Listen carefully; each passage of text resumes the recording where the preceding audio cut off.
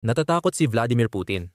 Hindi niya ito ipapakita bilang Pangulo ng Russia. Siyempre, masyado siyang nag-aalala sa pagpapanatili ng imahe ng pagiging matatag na pinuno na naging epektibo para sa kanya bilang leader ng kanyang bansa. Pero sa likod ng mga eksena, ang paranoia ni Putin ay nagbunsod sa kanya na gumawa ng ilang kakaibang hakbang na lampas pa sa simpleng pag-iingat sa sarili.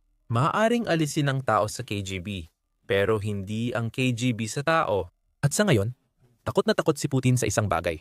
Mga drone ng Ukraine na kayang umabot sa Moscow. Natataranta si Putin na baka dumating na ang kamatayan habang papalapit ang mga drone ng Ukraine para umatake. Naisip niya ang isang magulong solusyon sa problema. Ayon sa ulat ng United 24 Media, noong Nobyembre, 12 ang solusyon ay magtayo ng serye ng opisina sa buong Rusya. Kung iisa lang, hindi ito kakaiba. Kailangan ng mga leader ng opisina sa bansa para mabilis makaresponde sa mga sitwasyon. Simple lang ang pagkakaiba ng ganitong situation room sa mga opisina ni Putin. Magkakapareho halos ang mga opisina ng leader ng Rusya. Bakit? Dahil ayaw ni Putin malaman ng iba kung nasaan siya anumang oras. Sabi ng United 24 Media, ang pagkakatuklas sa magkaparehong opisina ni Putin ay ginawa ng isang investigative outlet na tinatawag na sistema na nakipagtulungan sa Radio Free Europe, Radio Liberty, at Current Time para malaman ang ginagawa ni Putin. Ayon sa sistema, hindi opisyal na tinatawag na beige rooms ang opisina niya. At dinisenyo ito ayon sa mahigpit na pamantayan para laging kontrolado ng leader ng Russia.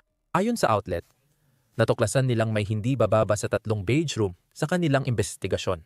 May ilang palatandaan na dapat bantayan kapag iniimbestigahan ang alinman sa opisina ni Putin. Kasama sa mga palatandaan ang hawakan ng pinto, palamuti sa linya, at mga folder. Malalaman mo ito mamaya kapag ipinaliwanag namin paano natuklasan ng sistema ang pekeng opisina.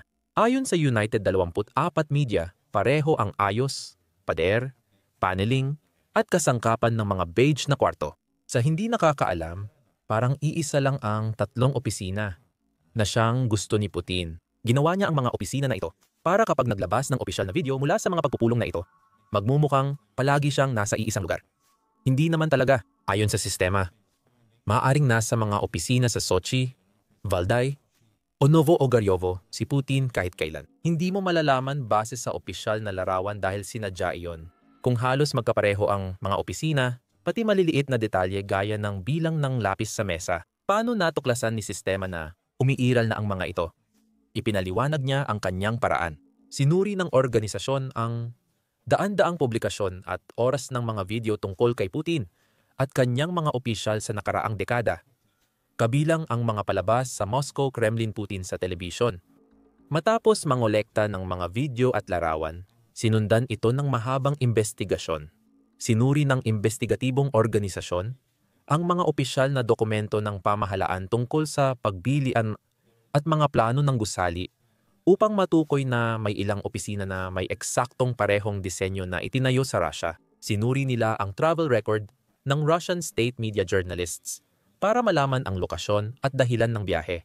Kaya mas napunan pa ng impormasyon ng organisasyon. Sa detalyadong pagsusuri, napansin ng sistema ang mga hindi pagkakatugma. Ang orihinal na opisina, kung saan nakabase ang 2 pa, ay matatagpuan sa Novo-Ogaryovo. Sinasabi ni Putin na naroon siya tuwing nagpapalabas siya ng video ng sarili niya o kasama ang mga kasamahan sa kanyang pangunahing opisina. Gayunpaman, ang unang palatandaan na natuklasan ng sistema tungkol sa pag-iral ng mga pekeng opisina ay bumabalik sa Disyembre 2020. Noong araw na iyon, si Putin at ang host ng Moscow Kremlin, Pavel Zarubin, ay nasa labas ng Novo-Ogaryovo. Habang binubuksan ang pinto, nagsalita si Zarubin. Makakatuwirang isipin na malaking bahagi ng paghahanda para sa press conference ay naganap mismo sa kwartong ito. Maaaring makatuwiran isipin iyon, ngunit mali ang palagay na iyon. Ipinakita sa susunod na eksena si Putin na hinihila ang parehong hawakan. Parehong may label ng Novo-Ogaryovo, ang orihinal na eksena at footage ni Putin na pinagtibay ng Kremlin para hindi magduda ang mga manonood sa kinaroroonan ni Putin. Kita ring nais ng Russian state television na ipaniwala sa mga tao na magkasama sa isang gusali sina Putin at ang reporter, at ang mga kuha ay live. Gayunpaman, ang mga hawakan ng pinto ang nagbunyag ng katotohanan sa programang pabor kay Putin. Mapapansin mong sina Putin at Zerubin ay nagbubukas ng magkaibang pinto, kahit magkahawig ang itsura ng mga ito. Sa isa, mas mataas ang hawakan. Sa kabila, mas mababa. Ayon sa ulat ng Current Time, sa natuklasan ng sistema, isa sa mga opisina na ito ay replika lamang. Ang hawakan ng pinto sa opisina ni Putin sa Sochi ay naka-align sa dugtungan ng slab sa katabing pader. Bahagyang mas mababa sa linyang ito ang hawakan ng opisina sa Novo-Ogaryovo. Ang dugtungan sa pader sa likod ni Putin ay kapansin-pansing mas mababa rin kaysa sa parehong dugtungan sa opisina kung saan naguulat si Zerubin. Mayroon pang ibang mga palatandaan. Magkaiba ang paa ng television stand, bilang ng ventilasyon, at writing pad sa parehong opisina. Kasalukuyang mga timer. Makikita lahat ito sa mga litrato na ibinahagi ng outlet. At lahat ng ito ay ebidensya na nagpapakita na may ilang opisina si Putin. Sinisikap niyang pagpare-parehuhin ang itsura, pero madalas talagang may pagkakaiba sa mga opisina. Sa mahigit 700 ulat na sinuri ng sistema, isang araw makikita ang bagong renovation. Pero makalipas lang ng ilang araw, may ulat na nagpapakita ng ibang renovation o bumabalik sa dati. Tapos na ang renovation.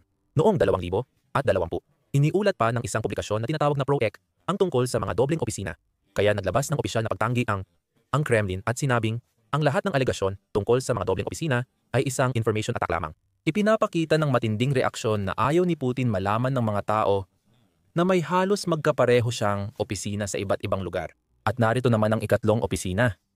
Matatagpuan ito sa Valdai. Dito nagdaos ng pagpupulong si Putin tungkol sa sunog sa Winter Cherry Hotel ng Russia noong Marso 2018. Ang sunog sa Siberia ay pumatay ng 64 katao, kabilang ang 41 bata, at naging pambansang emerhensya.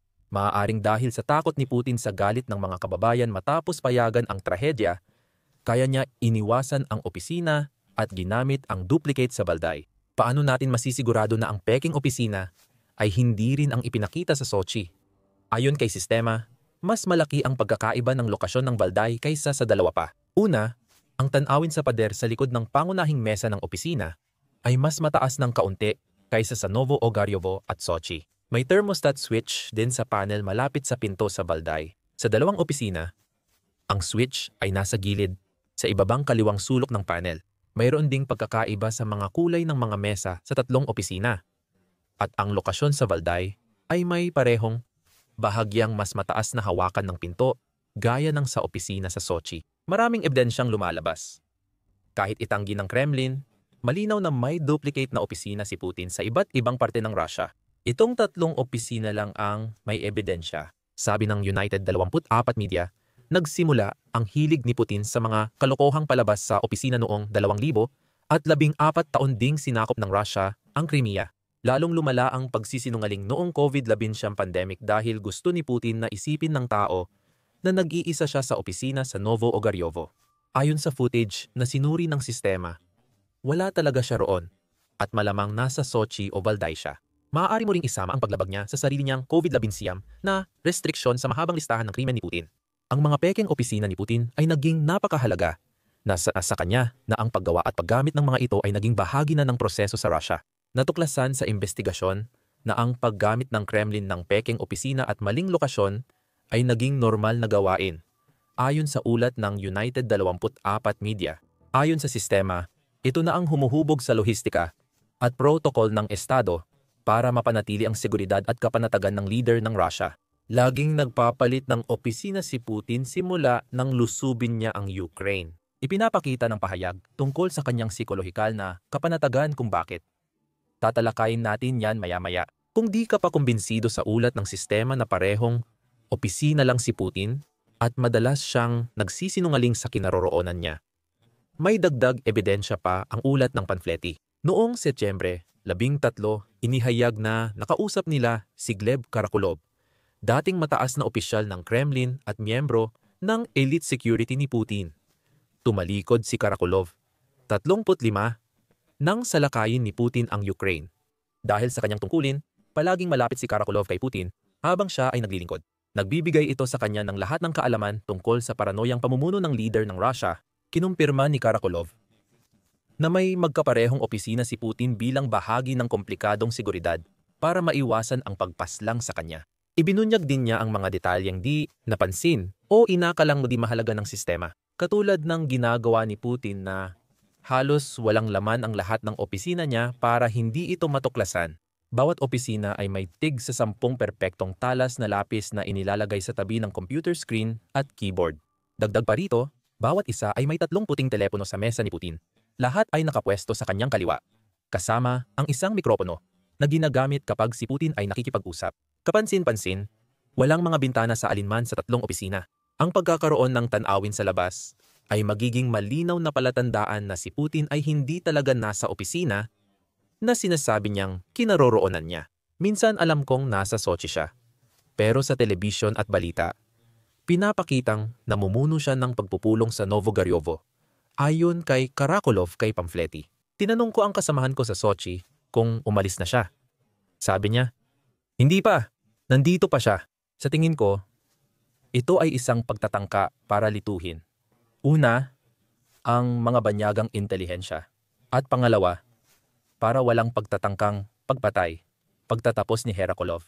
Sobrang paranoid ni Putin na pinapalipad niya ang kanyang security officials o nagpapadala ng convoy kahit sa mga lugar na di niya pupuntahan.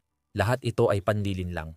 Pero kahit gaano pa katalino ang plano, may maliliit at masasabi ng iba na maiiwasang mga pagkakamali na nagbunyag ng kanilang lihim. Tungkol naman sa kung bakit si Putin ay gumagawa ng lahat ng paraan para itago ang kanyang kinaroroonan, sabi ni Karakolov, takot na takot ang leader ng Russia sa assassination at banyagang ahente na posibleng makaalam ng mga lihim ng Russia. Pero nagdulot ang digmaan sa Ukraine ng dagdag na takot para sa kanyang buhay. Isa itong dahilan kung bakit 29 sa 30 pampublikong paglabas niya ay ginawa niya sa kanyang Valdai Clone Office. Imbes na sa opisina na dapat niyang pinagtatrabahuhan sa Novogoryovo mula Enero hanggang Setyembre ng 2025. Ito rin ang dahilan kaya napapaligiran ng 14 na air defense systems, kabilang ang 13 Pantsir missile systems ang Valdai Office. Ayon sa United 24 Media, takot si Putin sa mga drone ng Ukraine at may matibay siyang dahilan. Sabi ng United 24 Media, ginagamit ni Putin ang Valdai Clone Office dahil napapalibutan ito ng kagubatan. Mas madali talagang itago ang air defense system sa mga puno kaysa sa urbanong paligid ng Novogoryovo. Ang Valdai ay isa sa pinakamatibay na lugar sa Russia. Alam ni Putin na may long-range drone ang Ukraine na kayang umiwas sa air defenses basta't alam ang posisyon ng mga ito. Ibig sabihin, nagtatago si Putin sa tirahan sa pagitan ng Moscow at St. Petersburg, imbes na magtrabaho sa kabisera tulad ng ibang leader. Alam ni Putin na gustong-gusto ng Ukraine na patumbahin siya gamit ang isa sa kanilang mga drone. At alam din niyang may kakayahan ang Ukraine na gawin iyon. Ayon sa Militani noong Mayo 2025, ang FP, isa long-range drone ng bansa, ay may abot na 1,600 kilometro. Katumbas ito ng 174 milya sapat para mailagay sa panganib ang opisina ng Novogoryovo. Dahil urban ang lokasyon ng opisina, mahirap maitago ni Putin ang air defense laban sa mga drone kaya mas vulnerable ang posisyon. Madalas nang binibisita ng drone ng Ukraine ang Moscow mula nang magkaroon sila ng long-range drone capabilities. Ang pinakahuli sa mga siege na ito ay nangyari noong katapusan ng Oktubre, kung saan nagpadala ang Ukraine ng mga drone sa Moscow sa 3 magkasunod na gabi, na naging dahilan ng pagsasara ng mga paliparan. Habang nagpapadala ng mensahe kay Putin na hindi siya kailanman magiging ligtas kung mananatili siya sa kabisera ng kanyang bansa. Ayon sa Guardian noong Oktubre, 29 ginamit ng Ukraine ang mga drone laban sa Moscow para sirain ang mga ari-ariang militar at industrial. Siguradong may ilang drone na tinarget si Putin kung hindi siya tumakas mula sa pinakamahalagang lungsod ng Russia. Bukod sa panlilinlang sa Ukraine, tila niloloko rin ni Putin ang sarili niyang mga tao gamit ang pekeng opisina. Ayon sa state television, nagtatrabaho si Putin sa opisina niya sa Novogoryovo na itinuturing na sentro ng kanyang kapangyarihan. Maaaring idinisenyo ang television stations na madalas nagsasabing naroon siya para bigyan ng pakiramdam ng seguridad ang mga taong sinusubukang kontrolin ni Putin. Ang sinasabi ng mga ulat na ito ay abala sa trabaho ang inyong presidente at nasa parehong opisina siya kung saan siya palaging nagtatrabaho dahil hindi siya natatakot sa Ukraine. Isang malaking kasinungalingan yan. Ang pagpapalaganap ng kasinungalingang ito ay tumutulong sa Kremlin na kumbinsihin ang kanilang mga tao na hindi ganoon kadelikado ang drone strikes ng Ukraine sa Russia. Kung hindi takot si Putin sa Ukraine, Hindi rin dapat matakot ang mga Ruso. Kung hindi natatakot ang mga tao sa Ukraine, wala silang dahilan para sabihan si Putin na itigil ang pananakop niya. Takot pa rin ang gabay sa mga desisyong pang-seguridad ni Putin mula nang lusubin niya ang Ukraine. Ang dobleng opisina sa tatlong lokasyon ay patunay ng paranoia ni Putin. Mayroon pang iba. At ang iba ay nagsimula bago salakayin ang Ukraine. Si Karakulov, dating security ni Putin, ay nagsabi na si Putin ay palaging naglalakbay ng walang mga bagay na mahalaga sa karamihan sa atin ngayon. Iniulat ng CBC na sabi ng tumakas na Ruso, "Wala akong nakitang may dalang mobile phone siya. Lahat ng impormasyon niya galing lang sa mga malapit sa kanya." Ibig sabihin, wala siyang natatanggap na impormasyon. Hindi matutulungan si Putin ng vacuum na iyon sa pag-alam ng sitwasyon sa Russia o Ukraine. Ang pagpalibot niya ng mga alipores na nagsasabi lang ng gusto niyang marinig ay malamang na nagdudulot kay Putin na mawalan ng koneksyon sa realidad. Mas matindi pa ang ibang palatandaan ng paranoia ni Putin kaysa sa serye ng halos magkakaparehong opisina na ginawa para lokohin ang tao kung nasaan siya. Noong Oktubre 2000 at 24 iniulat ng Independent na ipinagiba ni Putin ang Botorov-Ruchi Mansion sa Sochi na tanaw ang Black Sea. Dating paboritong bakasyonan ni Putin ang mansyon, ngunit ngayon ay bawal na niya itong puntahan. Pinalakas ng Ukraine ang drone at missile attacks nila sa Black Sea Fleet ng Russia. Dahil natatakot sa buhay, ipinagiba ni Putin ang palasyo upang hindi ito maging target ng Ukraine. Bago ang demolisyon noong Mayo 2024, hindi bumisita si Putin sa bakasyonan ng 7 buwan. Bago ang Oktubre 2024, dati ginugol ni Putin ang 37 araw bawat taon sa mansyon. Kadalasan ay kasama ang kanyang lihim na kasintahan na si Alina Kabayeva. Ngayon, wasak na ang mansyon at tila nagpasya si Putin na sirain ito bago pa man. Na hinayaang makamit ng Ukraine ang tagumpay sa propaganda sa pamamagitan ng pagkuha ng video ng isa sa kanilang mga drone na winawasak ang bakasyonan. Ang ilan sa mga hakbang sa seguridad ni Putin ay mas may praktikal na saysay. Sabi ng Moscow Times, binunyag ni Pamfletti na nagsusuot ng bulletproof vest si Putin sa lahat ng pampublikong paglabas mula 2023. Ginawa ang hakbang na iyon ayon sa rekomendasyon ng Presidential Security Service ni Putin. May punto rin siya bilang isang taong naniniwalang lahat ay gusto siyang pabagsakin. Ibinunyag ng The Moscow Times noong tag-init 2000 at 24 na dinagdagan ang seguridad ni Putin mula nang magkakakayahan ang Ukraine na atakihin ang Moscow. Matiyagang binabantayan ng Kremlin ang seguridad ni Vladimir Putin. May buong hukbo ng bantay, kita man o hindi, na nagpoprotekta sa kanya ayon sa di pinangalanang opisyal. Lahat ito ay may katuturan. Mas praktikal ito kaysa gumawa ng pekeng opisina at sirain ang mga paboritong bahay bakasyonan. Gayunpaman, bumabalik sa pagiging kakaiba ang seguridad ni Putin dahil umano sa labis niyang paranoia na may makaalam ng kahit ano tungkol sa kanya. Dinala niya ang isang partikular na maleta noong pagpupulong kay Pangulong Donald Trump sa Alaska noong Agosto. Isang maletang pangdumi. May ilang ulat tungkol sa kakaibang maleta, pero karamihan ay mula sa tabloid. Hindi kagalang-galang na pahayagan.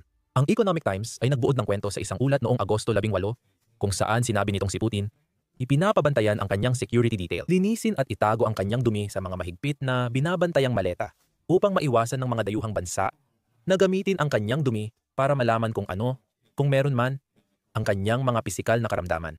Ayon din sa parehong pahayagan. Sinasabi ng mga reporter mula sa French outlet na Paris Match na matagal nang ginagawa ni Putin ang sistemang ito simula pa noong bumisita siya sa France noong 2017. Ayon sa ulat, gumagamit siya ng portable na palikuran sa halip na palikuran sa lugar kapag bumibisita sa ibang bansa. Ginagawa niya ito dahil takot siyang may makaalam ng kahit anong tungkol sa kanya mula sa kanyang dumi.